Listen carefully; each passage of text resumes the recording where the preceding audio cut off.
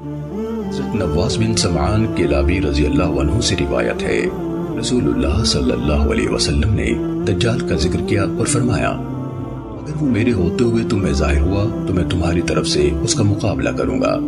اگر میرے بعد ظاہر ہوا تو پھر ہر شخص خود اپنا دفاع کرنے والا ہے، ہر مسلمان کے لیے اللہ عز و جل ہی میرا خلیفہ ہے،